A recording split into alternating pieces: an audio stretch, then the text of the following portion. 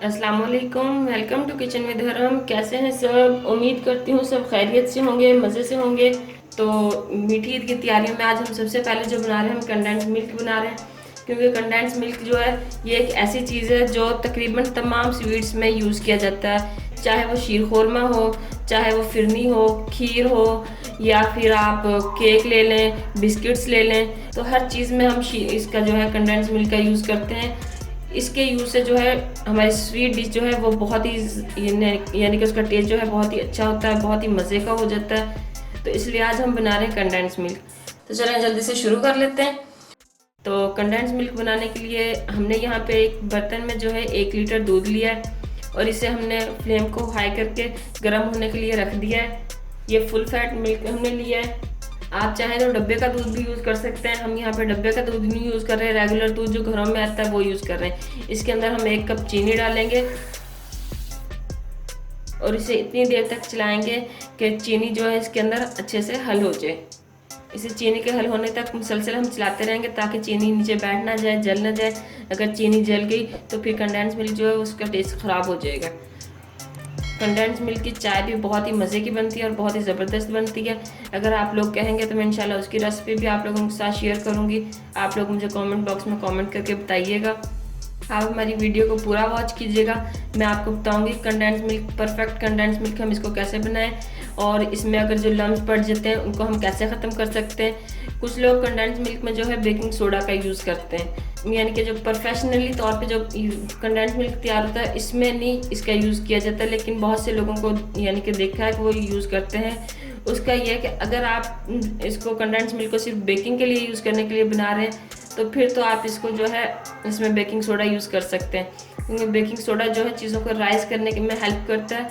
तो वो फिर उसके लिए बेहतर है, क्योंकि अगर हम केक वगैरह बना रहे हैं, बिस्किट वगैरह बना रहे हैं तो उसमें हम पहले से बेकिंग सोडा का यूज़ करते हैं। तो अगर हम कंडेंस मिल्क में करेंगे तो उससे कोई ज़्यादा फ़र्क नहीं पड़ेगा।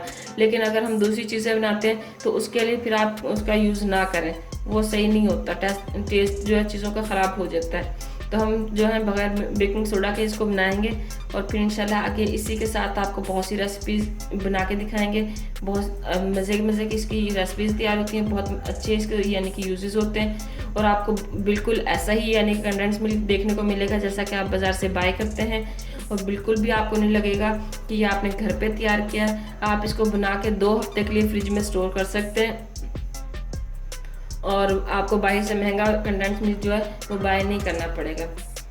तो ये देखें चीनी जो है इसमें हल हो चुकी है। इसको एक बॉयल आने देंगे और यानी कि हाई फ्लेम पे, फिर हम इसकी फ्लेम जो है लो कर देंगे। तो मिलते हैं आपसे इसका बॉयल आने पे। तो व्यूअर्स देखें दूध में बॉयल आना शुरू हो चुका है। इसको हम हिला लेंगे अच्छे से, फ्लेम को जो है वो लो कर देंगे। इस पॉइंट पे हमने इसकी फ्लेम को लो रखना है। अब हम इसको कंप्लीट यानी कि मिल्क से कंडेंस मिल्क बनने तक लो फ्लेम पे पकाएंगे, या फिर हम इसको मीडियम टू लो पे करके मुसलसल हिलाते रहेंगे। इसके ऊपर से हम बनाएंगे। इसको बनाने में तकरीबन 1 से 1.5 घंटा लग जाएगा, क्योंकि हमने 1 लीटर दूध यूज़ किया था। अब इसको इतना हमने पकाना है कि ये ½ लीटर से भी थोड़ा कम रह जाए, इतना इसको हम पकाएंगे। तो इसके ऊपर ये देखें व्यूअर्स, जो हम घर का दूध यूज़ करते हैं इसके ऊपर जो है मलाई आ जाती है पकते हुए। तो ये मलाई हमने निकाल लेनी है एक अलग बर्तन में। छन्नी के साथ इसको छान के निकालते जाएंगे। साथ साथ ये मलाई ऐसे ही आती रहेगी जब तक ये दूध पकेगा। इसको साथ साथ निकालते जाएंगे और इसको हम लास्ट में जो है यूज़ करेंगे। और जब इसको हम पकाएंगे तो साथ साथ हम इसको साइडों से भी हिलाते जाएंगे, क्योंकि साइडों पे जो दूध लगेगा अगर उसको हिलाएंगे नहीं, उतारेंगे नहीं तो वो जल जाएगा और फिर कंडेंस मिल्क में जो है जले की स्मेल हो जाएगी। तो हमें इसको बिल्कुल यानी कि हिलाते जाना है, साथ साथ इसको छोड़ना नहीं है बिल्कुल भी। चम्मच इसमें हिलाते रहेंगे, साइडों से भी इसको उतारते रहेंगे और नीचे से भी इसको हिलाते रहेंगे, कहीं दूध जो है नीचे ना लग जाए।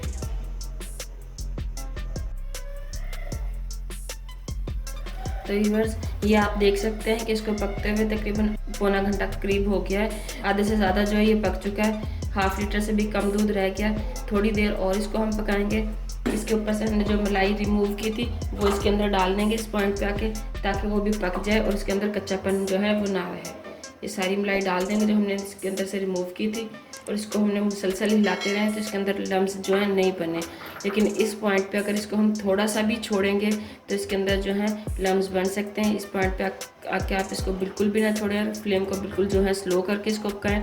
ये देखें इसमें बबल्स बन रहे हैं साइडों पे, और यहाँ पे हमने झाग डाली, ये भी झाग ख़त्म हो जाएगी, बबल्स बनने शुरू हो जाएंगे। इसका मतलब है कि हमारा जो कंडेंस मिल्क है ये बहुत ज़बरदस्त बन रहा है। ये देखें ये कितना थिक हो गया है। तो 10-15 मिनट हम इसको और पकाएंगे, फिर इसको हम ठंडा होने के लिए छोड़ देंगे। तो व्यूअर्स ये आप देख सकते हैं तकरीबन कंडेंस मिल्क जो है ये बन चुका है, और ये देखें कितना थिक हो चुका है। इतना थिक हमें चाहिए। चूल्हा अब हम बंद कर देंगे और इसे ठंडा होने के लिए छोड़ देंगे। हम इसे इसी पैन में छोड़ेंगे ताकि थोड़ा सा और थिक हो जाए, तो फिर इसी ठंडा होता है तो फिर हम आपसे मिलते हैं और आपको बताएंगे। ये देखें हमारे कंडेंस मिल्क जो हमने ये तैयार किया है इसमें लम्स नहीं है, क्योंकि हमने इसको मुसलसल हिलाया है, इसको छोड़ा नहीं है 2 मिनट के लिए भी नहीं, 1 मिनट के लिए भी बल्कि हमने इसको नहीं छोड़ा। हम इसको मुसलसल हिलाते रहें तो ये जो है इसमें लम्स नहीं बने। लेकिन अगर आपके में यानी कंडेंस मिल्क बनाते हुए लम्स बन जाते हैं, आप हिला रहे हैं उसके बावजूद भी अक्सर होता है कि बन जाते हैं, बिगनर्स जो होते हैं उनका अक्सर यही इशू होता है को जो है उसमें लम्स बन जाते हैं, दाने दाने बन जाते हैं, तो वो इतना सिल्की और स्मूथ नहीं बनता जितना हम बाहर से बाय करते हैं। तो उसके लिए फिर हम आपको बताएंगे कि इसको यानी कि आप क्या करें तो ये जो है सिल्की और स्मूथ कंडेंस मिल्क तैयार होगा। अभी फ़िलहाल हम इसको छोड़ देते हैं ठंडा होने के लिए। तो मिलते हैं आपसे इसके ठंडा होने पर, क्योंकि ठंडा होने के बाद अभी ये और भी थिक हो जाएगा, तो फिर हम आपको दिखाएंगे कि किस कंडीशन में। तो मिलते हैं आपसे इसके ठंडा होने पर। तो व्यूअर्स इसे हमने ठंडा कर लिया है, कंप्लीट ठंडा हो चुका है। ठंडा होने के बाद क्योंकि हमने इसे ऐसे ही छोड़ दिया था ठंडा होने के लिए, तो इसमें हल्के हल्के से लम्स आ गए हैं। देखें जब हमने इसको बनाया था तब इसके अंदर लम्स नहीं थे, लेकिन अब इसके अंदर हल्के हल्के लम्स आ रहे हैं। तो वो इस पॉइंट पे आके हमने पता क्या करना है कि एक ब्लेंडर का जग लेना है। जग के अंदर ये सारा जो कंडेंस मिल्क हमने पकाया है ये सारा जग के अंदर डाल देंगे और इसे 10 मिनट के लिए ब्लेंड कर लेंगे।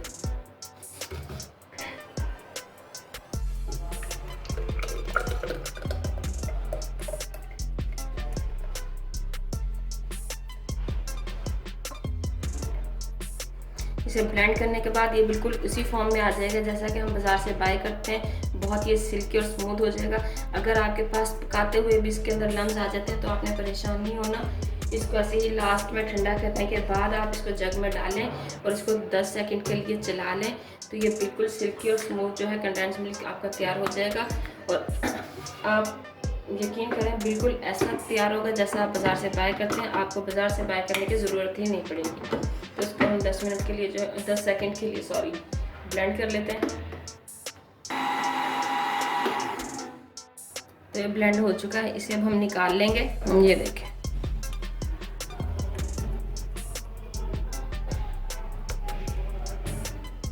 ये देखें कितना सिल्की कितना स्मूथ हमारा जो कंडेंस मिल्क तैयार हुआ है, बिल्कुल बाजार जैसा, बहुत ही ज़बरदस्त ये तैयार हुआ है। तो अगर आपको हमारी आज की रेसिपी पसंद आई हो तो इसे लाइक करें, शेयर करें, और अगर आपने हमारे चैनल को अभी तक सब्सक्राइब नहीं किया तो इसे सब्सक्राइब करें और बेल आइकन को लाजमी प्रेस करें ताकि आपको हमारी न्यू आने वाली वीडियो सबसे पहले फ्री में देखने को मिल सके। अल्लाह हाफिज़।